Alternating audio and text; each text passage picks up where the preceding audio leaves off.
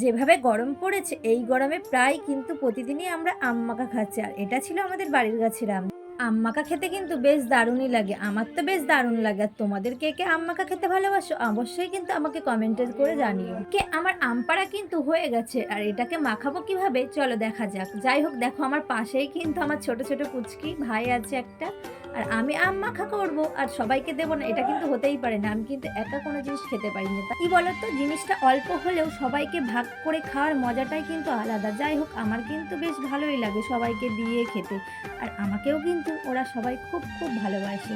ওই যে ১ম এই বললাম প্রতিদিন আম মাখা খাচ্ছি ওই জন্য গাছের আম কিন্তু সবই ফাঁকা করে দিয়েছে। এদিকে কিন্তু শ্বশুরমশাই খুব, খুব বকা দিচ্ছে আমাদেরকে। আর এদিকে চলে গেছিলাম আমাদেরই বাড়ির গাছের লেবুর পাতা ছিঁড়তে। যে আম মাখাতে লেবুর পাতা দিলে নাকি খুব সুন্দর গন্ধ বেরোয় আর ভালোও লাগে খেতে। আমাদের বাড়িতে প্রায় অনেক রকম ফল গাছই আছে। যেমন ধরো আম গাছ, লেবু গাছ, কাঁঠাল গাছ, নারকেল গাছ। আর এগুলো কিন্তু সব আমার শ্বশুর লাগিয়েছে। উনি কিন্তু ফুল গাছ, ফল গাছ এগুলোকে খুব যত্ন সহকারে লাগায় আর ওনার হাতে ওগুলো হয়ও। যাই হোক গাছ না কে ভালোবাসে বলো? আর আমরা তো গ্রামের মানুষ আর আমরা কিন্তু গাছকে খুব, খুব ভালোবাসি।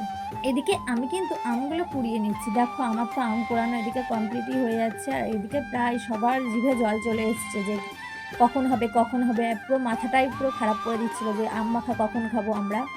যাই হোক আর এদিকে কিন্তু আমার শাশুড়ি মাও আমাকে একটু হেল্প করে দিচ্ছিল। আমি কিন্তু আম মাখাতে দিয়েছিলাম সর্ষে বাটা, লঙ্কা বাটা এগুলোই দিয়েছি। আর প্লেনভাবেই আমাদের আম মাখাটা হয়েছিল। যাই হোক এইভাবেই কিন্তু আমরা আম মাখা করি। তোমরা কি আমার মতোই আম মাখা এরকমভাবেই করো? অবশ্যই কিন্তু জানিও আমাকে। আর দেখো এদিকে তো প্রায় কমপ্লিটই হয়ে গেছে। আম মাখার মধ্যে কিন্তু অনেকটাই চিনি দিতে হয়েছিল। আমগুলো ছিল প্রচণ্ড পরিমাণে টক। আর আমাদের কিন্তু দুটো আম গাছ, একটা হলো হিমসাগর আর একটা এমনি টক আম।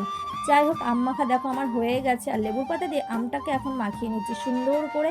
আর এদিকে আমি কিন্তু আম মাখা কাউকে দেবো না বলে গামলা নিয়ে সোজা চলে এসেছি আমাদেরই নদীর পাশে বসে বসে খাচ্ছি।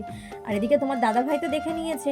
আর এদিকে কিন্তু বরমশাইয়ের সাথে সেই লেভেলের একটা গন্ডগোল করে নিয়েছি যে আম মাখা তোমাদেরকে দেবই না আমি।